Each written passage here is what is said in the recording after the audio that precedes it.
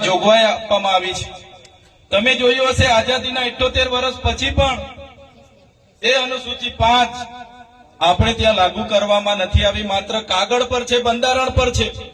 અનેક વખતે હાઈકોર્ટ, નામદાર સુપ્રીમ કોર્ટે સરકારોને તાકીદ કરી છે કે અહીં તમે અનુસૂચિ 5 લાગુ કરો, છતાં આ સરકારોએ એ સુપ્રીમ કોર્ટ અને એ હાઈકોર્ટની પણ અવગણના કરી છે।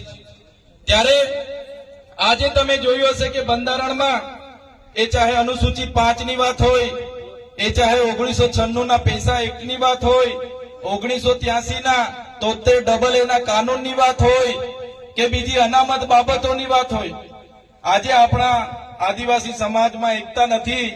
આપણે બધા પાર્ટીઓમાં વહેંચાયેલા છે, સંગઠનોમાં વહેંચાઈ ગયા છે, આજે આપણે ધર્મ સંપ્રદાયોમાં વહેંચાયેલા છે।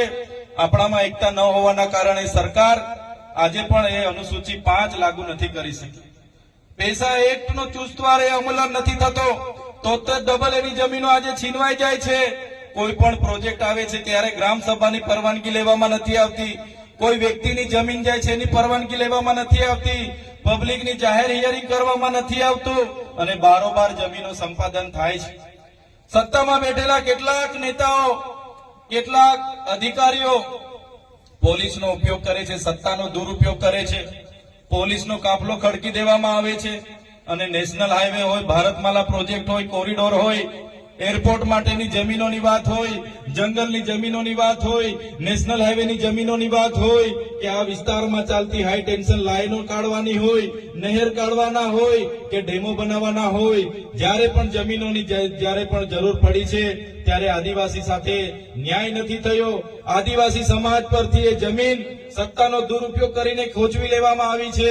ત્યારે મારા સાથીઓને હું વિનંતી કરું છું, જ્યાં સુધી આપણે નહીં જાગીશું, એક નહીં થઈશું, એક મંચ પર નહીં આવીશું, આવનારા દિવસોમાં પણ આવા અનેક પ્રોજેક્ટોના આવતા આપણી જમીનો જે કંઈ બચી કૂચી છે પણ જતી રહેવાની છે।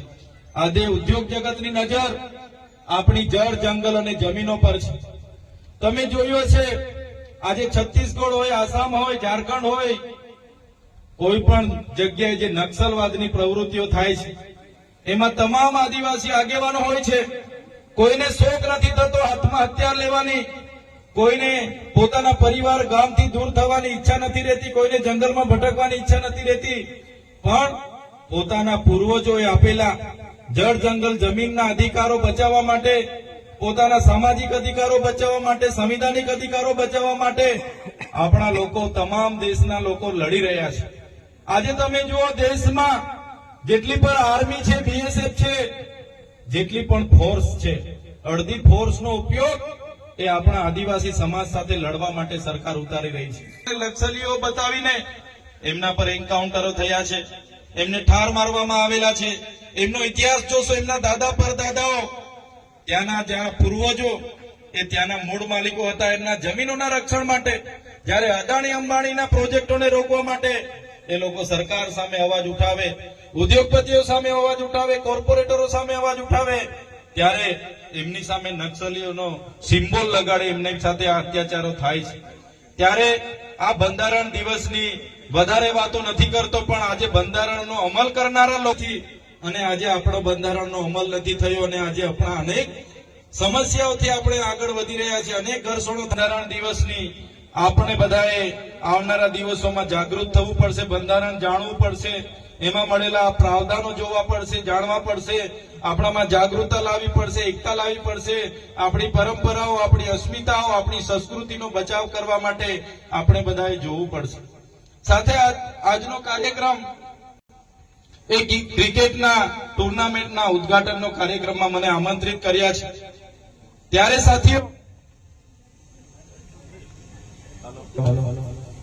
ત્યારે અહીંયા જે પણ લોકો ભાગ લેવાના છે, રમત ગમતના જે પણ લોકો ઉત્સાહી છો, એમને બધાને હું શુભકામના આપું છું। જે પ્રકારે આપણા જીવનમાં બધી જ વસ્તુઓની જરૂર છે, જમવા, ભણવા, શિક્ષણ, નાચ, ગાન, એ રીતના રમત ગમતનો પણ આપણા જીવનમાં એક ખૂબ મોટો ફાળો રહ્યો છે। રમત ગમતથી તમે બધા જાણો છો એ પ્રકારના શારીરિક શક્તિઓ આપણી બહાર આવે છે, એકબીજા સાથે મિત્રતા કેળવાય છે, શિસ્તની ભાવના, અનુશાસન આપણે શીખીએ છીએ અને તે જ રમત દિવસોમાં ઘણા લોકો પોતાનું કેરિયર પણ રમત ગમતમાં બનાવે છે.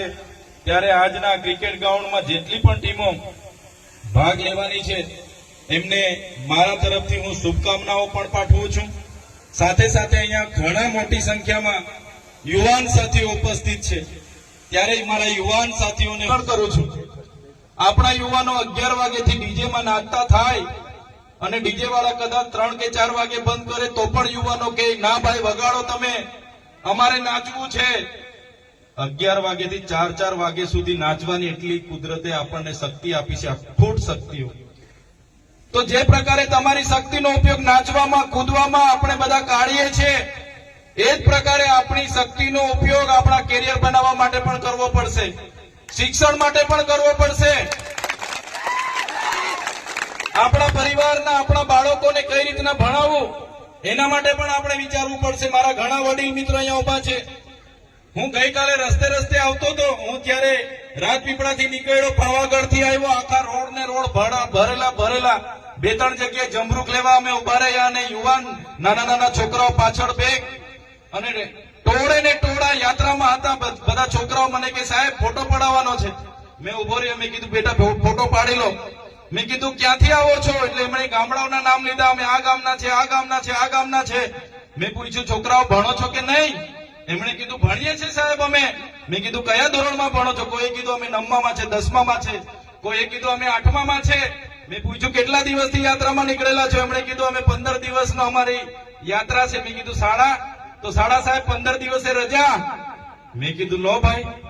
તો મારા વડીલો, મારા યુવાનો, મારા બધાને વિનંતી કરું છું, જે છોકરાઓને ભણવાનો સમય છે એમને ભણાવો, જ્યારે યાત્રા કરવાનો સમય આવશે ત્યારે યાત્રા કરાવજો, મારે કોઈ વાંધો નથી. પણ આવા ભણવાનું રજા પાડીને જે લોકો 15 દિવસે રોડ પર ફરીને યાત્રાઓમાં જાય છે એમને વિનંતી કરો કે છોકરાઓ તમારે ભણવાનું છે, સમય ભણો, જ્યારે યાત્રાનો સમય આવશે ત્યારે પણ યાત્રા કરજો. અને એવા આજુબાજુમાં જ્યાં પણ હોય એમને કહો કે ભાઈ 15 દિવસની રજા ના હોય, તમારે 4 ધામ ફરવું હોય, 5 ધામ ફરવું હોય, ફરો, પણ શિક્ષણ અને તમારી કારકિર્દી પહેલા બનાવો, એ પણ તમારે બધાને વિનંતી કરવી પડશે. ત્યારે છોકરાઓને મેં એ જ વાત કરી કે શાળામાં કેમ રજા પાડી તમે 15 દિવસે? તમારો ભણવાનો સમય છે, ભણો. યાત્રામાં જ્યારે રજા હોય ત્યારે તમારે જવાનું થાય તો જજો.